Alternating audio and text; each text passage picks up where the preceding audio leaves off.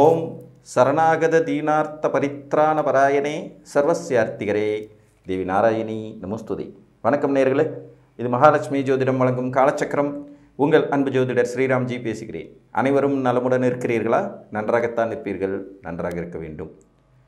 இன்றைய காணொளியில் நாம் காண இருப்பது பகை பெறும் தாய் தகப்பன் யாருக்கு? இதன் தலைப்புக்குள்ளே போகிறதுக்கு முன்னாடி நம்மளுடைய ஆன்லைன் வகுப்புகள் ஜூன் 22ஆம் தேதி ஞாயிற்றுக்கிழமை முதல் தொடங்க இருக்கிறது. விருப்பமுள்ளவர்கள் கீழ்கண்ட வாட்ஸ்அப் எண்ணில் தொடர்பு கொள்ளுங்கள். இது உயர்நிலை ஜோதிட புரிதல் 6 மாதம் கோர்ஸ் இருக்கும். Sunday class. 2025ஆம் ஆண்டுக்கான வகுப்புகள் 9th பேஜ் இது நம்மளோடது. பகை பெறும் தாய் தகப்பன். பொதுவாக ஒரு குழந்தை தாய் தகப்பன் மூலமாக தான் இந்த பூமிக்கே வருது. அதன் பிறகு அவர்களுடைய வளர்ச்சி, அவங்களுடைய முன்னேற்றம், அவங்களால நாம் இந்த உலகத்தை காண்றோம். இதெல்லாம் ஒரு ஸ்டேஜ் வரைக்கும் எல்லாமே நல்லாயிருக்கும். ஆனால் ஒரு குறிப்பிட்ட காலத்துக்கு பிறகு பார்த்திங்கன்னா தாயார் தகப்பனாரே ஜென்ம விரோதிகள் மாறி செயல்படும் அமைப்புகளும் நம்ம ஜாதகத்தில் இருக்கத்தான் செய்யுது.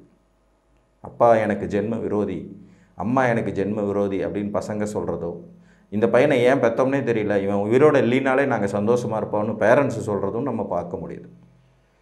கிரக இணைவுகளில் சில கிரக இணைவுகள் இந்த மாதிரியான அமைப்புகளை நமக்கு கொடுக்கும். அதே மாதிரி சில கிரகங்கள் அதிக வலுவோடு இருக்கும்போது இந்த மாதிரியான சிக்கல்கள் தரும். அது என்ன மாதிரியான அமைப்பு அப்படிங்கிறத பார்க்கலாம். சரி, இந்த மாதிரியான அமைப்பு இருக்கிறவங்க என்ன செஞ்சுக்கணும், அதுவும் ரொம்ப முக்கியமான பாயிண்ட். பொதுவாக இந்த மாதிரியான அமைப்பு உள்ளவங்க ஆரம்பத்திலிருந்து பேரண்ட்ஸுக்கிட்ட ஒரு அளவாக பட்டும் படாமலும் பழகிக்கிறதும் வச்சுக்கிறதும் நல்லது. அதே மாதிரி அந்த பேரண்ட்ஸும் இந்த குழந்தைங்களுக்கு மேலே அதீதமான எதிர்பார்ப்புகளை வச்சுட்டு அப்புறம் வாழ்க்கையில் பின்னாடி குத்துதே குடையுதுன்னு சொல்லாமல் இருந்துக்கிறதும் நல்லது. அந்த வகையில் எந்த ஒரு ஜாதகத்திற்கு சனி அதிக பவர்ஃபுல்லாக இருக்காரோ, எந்த ஒரு ஜாதகத்திற்கு சனி ஆட்சி, உச்சம், மூலத்திரிகோணம் இந்த 3 நிலைகளில் வலுவாக இருக்காரோ அவங்களுக்கு தகப்பன் உறவு கண்டிப்பாக பகையாகும் விதி உண்டாகும். புரிஞ்சுதுங்களா?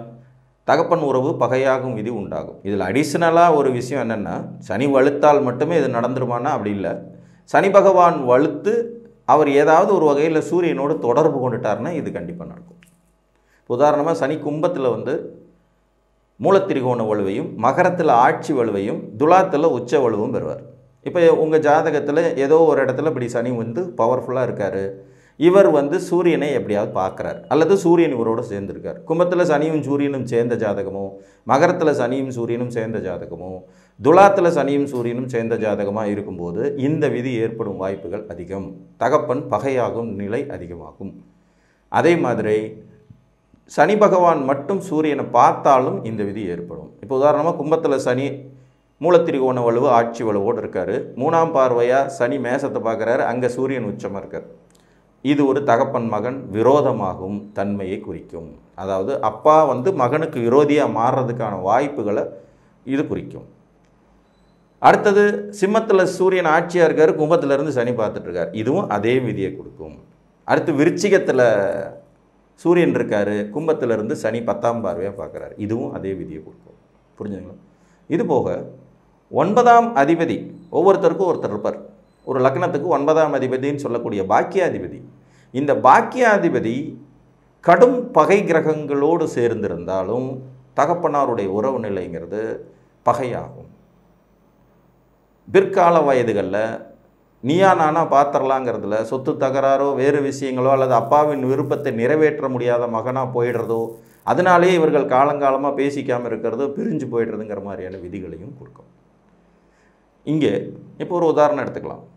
இப்போ 9ஆம் அதிபதி சிம்ம லக்னத்துக்கு செவ்வாய் கடகத்தில் நீச்சமாகி ராகுவோடு ரொம்ப க்ளோஸாக சேர்ந்திருக்கிற இந்த நிலையில் இந்த ஜாதகத்திற்கு தகப்பனாரால் கிடைக்கக்கூடிய நன்மைகள் மறுக்கப்படுறது மட்டும் இல்லாமல் தகப்பர் கடுமையான விரோத மனப்பான்மை கொண்டவராக மாறுறதுக்கு வாய்ப்புகள் இருக்கும்.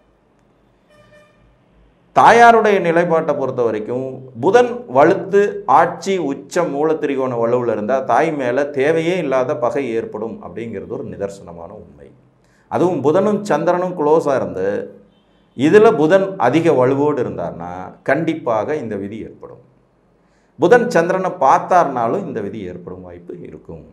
உதாரணமாக மிதுனத்தில் புதன் ஆட்சி அடைஞ்ச நிலையில் கூடவே சந்திரன் இருந்தாலோ அல்லது அங்கிருந்து 7ஆம் இடமான தனுசில் சந்திரன் இருந்தாலும் தாய் பகை ஏற்படும் விதியும், கன்னியில் புதன் உச்சம் பெற்ற நிலையில் கூடவே சந்திரன் இருந்தாலோ அல்லது அந்த வீட்டுக்கு நேர் 7ஆம் இடமான மீனத்தில் சந்திரன் இருந்தாலும் இந்த தாயாரின் பகையை சம்பாதிக்கும் விதி உண்டாகும். அதே மாதிரி ஒரு ஜாதகத்திற்கு 4ஆம் அதிபதி அப்படின்னு சொல்லக்கூடிய 4ஆம் அதிபதி கடும் பாவ நிலையில் கெட்டுப்போன நிலையில் இருந்தார்னாலும் இந்த விதிகள் உண்டாகும். இப்போ உதாரணமாக ஒரு துலா லக்ன ஜாதகம்.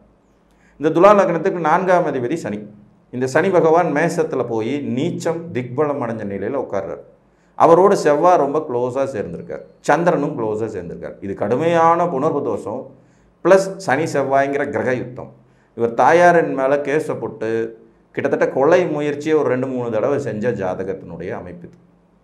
புரிஞ்சுதுங்களா? துலா லக்ன ஜாதகம் 7ல் சனி சந்திரன் செவ்வாய் சேர்க்க, சொத்தின் தகராறு காரணமாக தாய் மேலே கேஸு போட்டு அந்த கேஸ் நடந்துகிட்டு இருக்கும்போதே தாயை கொலை பண்ணுறதுக்கு 2-3 தடவை முயற்சி பண்ண ஒருவருடைய ஜாதகம்.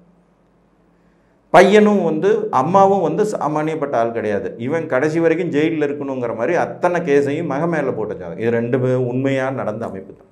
ஸோ பெற்றோர் பகையாகிற அமைப்பில் சனி வலுத்து சூரியன் தொடர்பு பெறும்போது தகப்பனும், புதன் வலுத்து சந்திரன் தொடர்பு கொள்ளும்போது தாயாரும் பகையாகும் விதிகள் உண்டாகும். இந்த அமைப்பு 2ம் சேர்ந்த மாதிரி ஒரே ஜாதத்தில் இருந்துச்சுன்னா பேரண்ட்ஸுடைய நிலைப்பாடு இந்த குழந்தையை பொறுத்த வரைக்கும் பெருசாக நல்ல விதமாக இருக்கிறதுக்கான வாய்ப்புகள் இல்லை. அங்கொன்றும் இங்கொன்றுமாக ஏதோ ஒன்று தான் நடக்குதுனாலும் கூட நடக்கும் விதிகள் அனைத்தையும் நம்ம தெரிந்து வச்சுக்க வேண்டியது அவசியம். அப்போ அந்த மாதிரி அமைப்பு இருக்கிற குழந்தைங்க ஆரம்பம் முதலே ஹாஸ்டலில் தங்கி படிக்கிறது, அப்படியே வேலை வெட்டி பார்த்துட்டு ஒதுங்கி போயிடுறது, பேரண்ட்ஸுக்கும் பெரிய கசப்பு இல்லாமல் குழந்தைக்கும் பெரிய கசப்பு இல்லாமல் போகும். அதே மாதிரி 9ஆம் அதிபதி 4ஆம் அதிபதி கடுமையாக பாதிக்கப்பட்டிருந்தாலும் இந்த விதிகள் ஏற்படும் தன்மை உண்டாகும். சந்திரன் மிக மோசமாக பாதிக்கப்பட்டு ராகு கேதுகளோடு சனியோடு சேர்ந்து கடுமையான ஒரு நிலையில் இருந்தார்னாலும் தாயாரின் விரோதத்தை சம்பாதிக்கும் அமைப்பு, தாய் பகை, தாய்க்கு உடல் நலக்குறைவுகள் ஏற்படுவது, தாய் மகனை என் மகனே இல்லை அல்லது மகளே இல்லைன்னு ஒதுக்கி தலைமொழிகிறதுங்கிற மாதிரியான அமைப்புகளும் ஏற்படும்.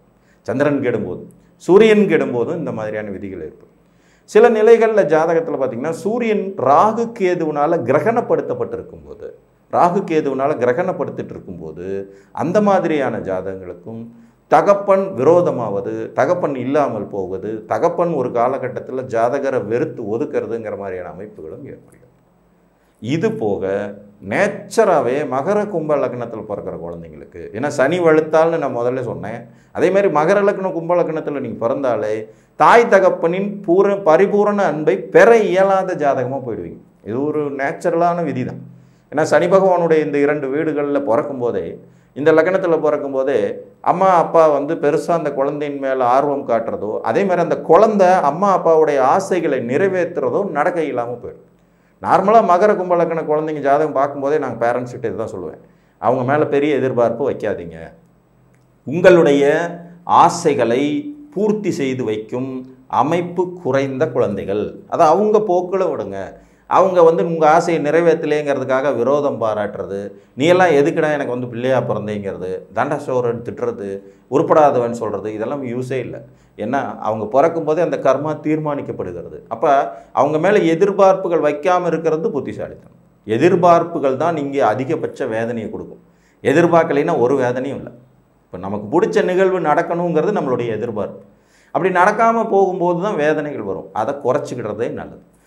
சனி வலுத்த ஜாதகமாக இருந்தாலும் சரி, புதன் வலுத்த ஜாதகமாக இருந்தாலும் சரி, பேரண்ட்ஸ் அவங்கக்கிட்ட அதிகமான நெருக்கத்தையோ அவங்க நம்ம நினச்சபடியெல்லாம் இருப்பாங்கங்கிறதையோ யோசிக்காமல் இருக்கிறது நல்லது. இன்றைக்கி பேப்பரில் எல்லாம் படிக்கிறோம், டாக்டர்ஸ் நீட் தேர்வு எழுதிட்டு ஃபெயில் ஆனதுக்காக சூசைட் பண்ணிக்கிற குழந்தை, +1 தேர்வு +2 தேர்வு முடிவுக்கு பயந்துக்கிட்டு செத்து போகிற குழந்தை, இதெல்லாம் ப்ரெஷரை பேரண்ட்ஸ் தான் அவங்க மேலே ஏற்றிருப்பாங்க. நீ அவ்வளோ மார்க் எடுக்கலைன்னா அவ்வளோதான், இவ்வளோ மார்க் எடுக்கலைன்னா அவ்வளோதான், என்னோட சொந்த பந்தங்கள் முன்னாடி நான் தலை நிமிர்ந்து நிற்க முடியாது, ஆச்சா போச்சான்னு போய் மிரட்டுறது, அந்த ப்ரெஷரை தாங்க முடியாமல் அந்த குழந்தைங்க தப்பான முடிவுகள் எடுக்கிறது. ஸோ இந்த மாதிரி ஜாதகங்களெல்லாம் பார்த்திங்கன்னா அந்த பெற்றோர்கள் பகையாகும் விதி அதில் இருக்கும். புதனும் சந்திரனும் பார்த்திங்கன்னா வலுத்த புதன் சந்திரனோட தொடர்பு கொண்டிருப்பார், தாய் விரோத மனப்பான்மையோடே நடக்கிறது.